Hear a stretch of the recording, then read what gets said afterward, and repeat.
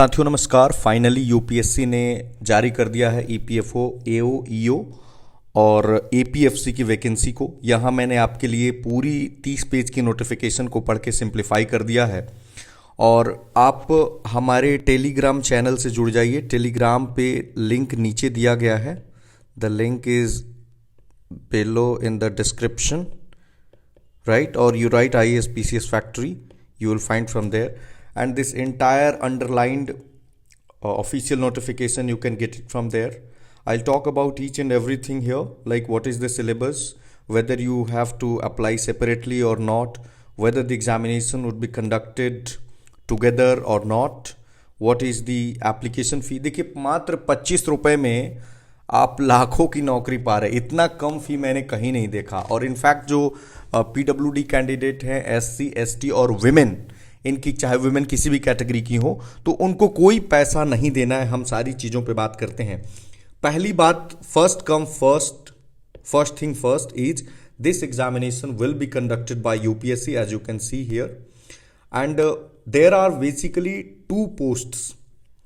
पहला पोस्ट है 418 वैकेंसी का, 418 वैकेंसी, और ये है इन्फोर्समेंट ऑब्लिक अकाउंट्स ऑफिसर। ये अलग अलग इसलिए है क्योंकि अगर इसमें आपका सिलेक्शन होता है तो first year you will be working as an accounts officer और उसके बाद आपको चार्ज मिलेगा इन्फोर्समेंट ऑफिसर का। क्लियर? नाउ यहां पे आप वैकेंसी देख सकते हैं अलग अलग कैटेगरीज का। पढ़ने का कोई मतलब है नहीं, जैसे कि एससी में 57, एसटी 28, इस तरह से दिमाग में आएगी कि कौन सी लेवल का नौकरी है, तो लेवल 8 का नौकरी है। और मैक्सिमम उम्र जो है वो 30 साल होना चाहिए। किनको किनको छूट मिलेगा हम आगे बात करेंगे। ये काम के बारे में मैंने आपको बता दिया था कि काम है बेसिकली आपका enforcement, recovery, accounts, administration, cash, legal, pension. ये बेसिकली, चूंकि as an insider I can tell you कि ये बेसिकली सेक्शंस बने होते हैं, वेरियस सेक्शंस हैं। और इन्हीं सेक्शंस में आपको किसी भी सेक्शन में एक ड्यूटी मिलती है, जैसे आपका अकाउंट सेक्शन हो गया ये। तो इस तरह से आप काम करते हैं और बेसिकली क्लेम को सेटल कर रहे होते हैं। हेडक्वार्टर नई दिल्ली में है। पूछेंगे कि पोस्टिंग कहाँ होगी, तो पोस्टिंग ऑल ओवर इंडिया कहीं भी हो सकती है।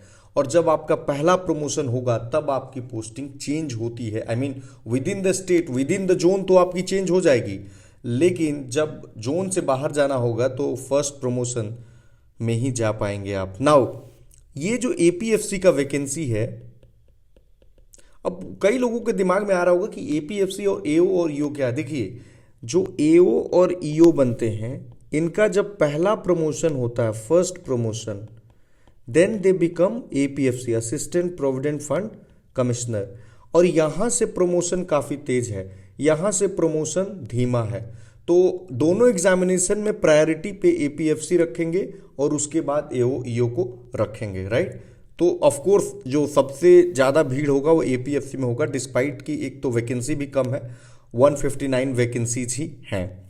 नाउ इसका पे लेवल भी 10 है, यानी करीब करीब लाख रुपए पहुंच जाएगा।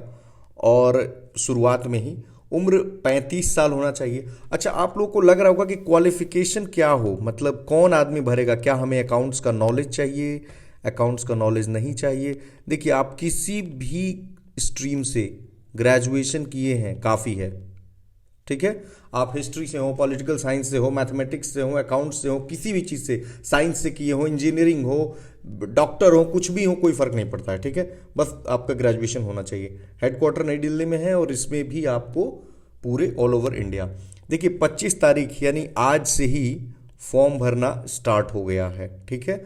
और आप 17 मार्च तक फॉर्म को भर लेंगे, लेट नहीं करेंगे, क्योंकि फर्स्ट जो फॉर्म भरेगा तो सेंटर का जो अलॉटमेंट किया जाता है, हमारे दोस्त को, कई लोगों को पिछली बार बहुत दूर दे दिया था सेंटर, तो इसलिए वो लोग जा ही नहीं पाए। सोचिए, मतलब उनको लगा कि एक तो तैयारी नहीं है, कैसे जाएंगे।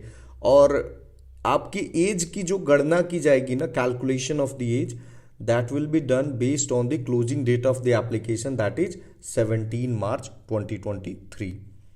अगर आप एससी या एसटी कैटेगरी में हैं तो 5 साल तक आपको छूट मिलता है, यानी कि जिसमें 30 साल चाहिए एओ में, उसमें 35 हो जाएगा और एपीएफसी में 40 हो जाएगा। और ओबीसी को 3 साल की छूट मिली है। और जो लोग ईपीएफओ में काम कर रहे हैं उनको 5 साल का छूट है। प्रोबेशन पीरियड बेसिकली 2 साल का होगा। ठीक है, अब आइए कि कैसा क्या होगा, प्री मेंस इंटरव्यू क्या होगा। देखिए, सिर्फ इसमें एक प्रीलिम्स टाइप का एमसीक्यू पेपर होगा, आप यहाँ पे देख सकते हैं, और ये pen and paper based test होगा, मतलब कोई ऑनलाइन वाला मेथड नहीं है। और अगर इसमें आप कट ऑफ को पार कर जाते हैं तो सीधे आपको इंटरव्यू के लिए कॉल किया जाएगा। और आप यहाँ पे देखिए, यहाँ पे क्लियरली लिखा है कि both the recruitment test will be held separately, यानी दोनों अलग अलग कराए जाएंगे, and the date of examination will be intimated later on the UPSC website. मतलब कि कुछ आपको हम ही अपडेट कर देंगे, आपको टेंशन लेने की ज़रूरत नहीं है कि कब एग्जामिनेशन का डेट है। आप टेलीग्राम पे भी हम उसकी डेट को प्रोवाइड कर देंगे कि एग्जामिनेशन की डेट आ गई है, और आप लेकिन तैयारी आप अभी से शुरू कर दीजिए। और प्रोबेबली लोग अभी बात कर रहे हैं, हम देखते हैं कि थोड़ा सा अगर कुछ क्लैरिटी आती है तो हम आपको डेट भी बताने की कोशिश करते हैं। बट इतना तय है कि यूपीएससी के एग्जामिनेशन के बाद ही होगा। देखिए, डेट ऑफ एग्जामिनेशन जो है वो यूपीएससी की वेबसाइट पे आ जाएगा, और आप यहाँ पे स्कीम एंड सिलेबस देखेंगे तो 2 घंटे का पेपर है, 2 आवर्स, और सारे क्वेश्चंस इक्वल मार्क्स। जैसे 120 क्वेश्चन रखा था पिछली बार, तो इंटू 2.5 किया था और 300 मार्क्स का किया था।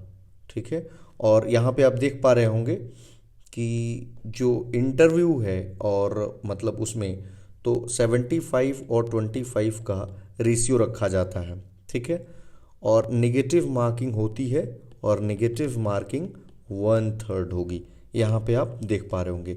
अच्छा, पेपर जो है वो हिंदी और अंग्रेजी दोनों माध्यमों में छपा होगा, ऑब्जेक्टिव टाइप का पेपर होगा, और ये पैटर्न दोनों में ही एओ ईओ प्लस एपीएफसी दोनों में फॉलो किया जाएगा। राइट, अब सिलेबस क्या होगा, ये जैसे हम अभी देख रहे हैं एओ ईओ का, तो कुछ बस माइनर अंतर है उसको मैं बता दूं।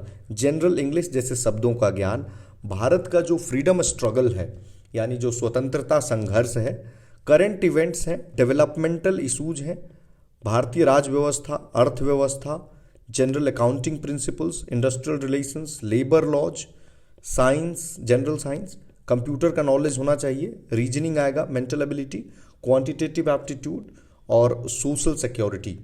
यही मैं बता रहा था कि वेटेज 75-25 का होगा, मतलब 300 मार्क्स का रिटन प्लस 100 मार्क्स का इंटरव्यू, 400 में जितना आप लाएंगे फाइनल कट ऑफ बन जाएगा। मेंस का कोई झंझट ही नहीं है।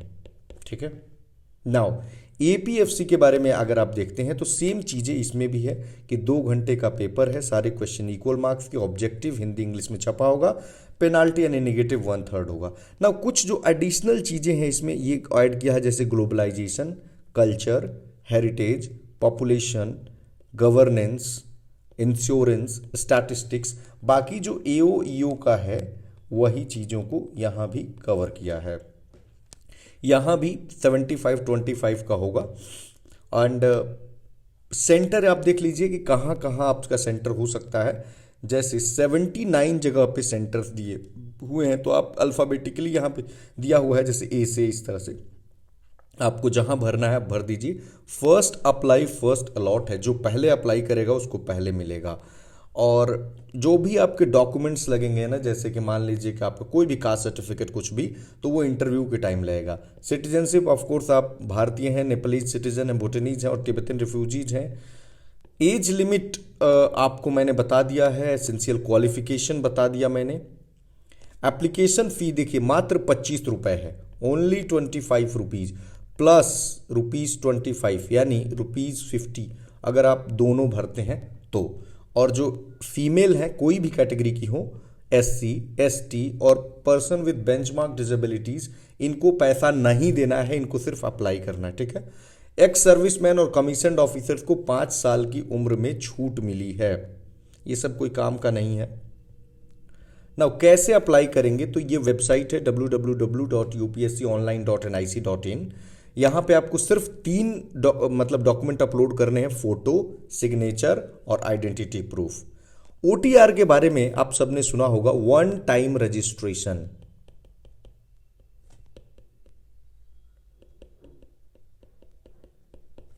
ठीक है, कई लोग पूछ रहे थे कि इसमें हम करेक्शन कर सकते हैं कि नहीं। मान लीजिए कि ओटीआर भरते समय आपकी कुछ गलतियां हो गई, तो यूपीएससी का कहना है कि सिर्फ एक बार, only one time we are allowing it कि you can modify your OTR, allowed only once in the life time. और 7 डेज है फ्रॉम दी, जैसे फॉर्म जिस दिन से कंप्लीट होता है, यानी 24 मार्च तक अगर आप पहली बार फॉर्म भर रहे हैं तो आप 24 मार्च तक कर लीजिएगा। और अदर देन ओटीआर, मान लीजिए कि आपने ओटीआर नहीं, नॉर्मल फॉर्म भर रहे हैं, तो उसमें क्या करना होगा, तो इसमें भी आप मॉडिफाई कर सकते हैं जब फॉर्म भरने की डेट खत्म हो जाएगी 18 मार्च से लेके 24 मार्च तक। और पहले आपने देखा होगा ना कि कुछ समय तक यूपीएससी ने अलाउ किया कि फॉर्म आप विड्रॉ कर सकते हैं। अब फॉर्म विड्रॉ करने का कोई ऑप्शन नहीं आएगा। और कई लोग पूछते हैं कि क्या हमें कुछ जो प्रिंट आउट निकलेगा उसको यूपीएससी को भेजना है? नहीं, आपको कुछ भी यूपीएससी को नहीं भेजना है। ऑनलाइन एप्लीकेशन यूपीएससी आपको कह रहा है जल्दी से भर लीजिए, लास्ट टाइम का वेट मत कीजिए, नहीं तो अनु कुमारी जी के साथ जो हुआ था यूपीएससी में, उनका कैडर भरते समय, वो आपके साथ हो सकता है और वो केस अपना हार गई थी। ये इंस्ट्रक्शंस है, आप पढ़ लेंगे, वही सारी चीज़ें फिर से रिपीटेड हैं, ठीक है। बाकी इधर कुछ काम का है नहीं, ये सब कोई काम का भी है नहीं आपके फॉर्म भरने से रिलेटेड, परफॉर्मा वगैरह दिया हुआ है। फ्रेंड्स, टू सम अप मैं ये कहना चाहूँगा कि सबसे पहले आप फॉर्म भर लीजिए, और फॉर्म आज से भरना शुरू हो गया है। क्वालिफिकेशन अगर आप ग्रेजुएट हैं तो आप भर सकते हैं। 30 साल और 35 साल, मतलब 30 और 35 साल तक एपीएफसी के लिए और 30 साल एओईओ के लिए। और बाकी सिलेबस के बारे में हमने चर्चा कर दी, मोटा मोटा सिलेबस सेम है, एपीएफसी में थोड़ा सा एडिशनल पढ़ना है। एग्ज़ाम डेट की जहाँ तक बात है वो यूपीएससी आपको नोटिफाई करेगा, और जैसे ही यूपीएससी नोटिफाई करेगा हम अपने टेलीग्राम ग्रुप पे आपको बता देंगे। धन्यवाद।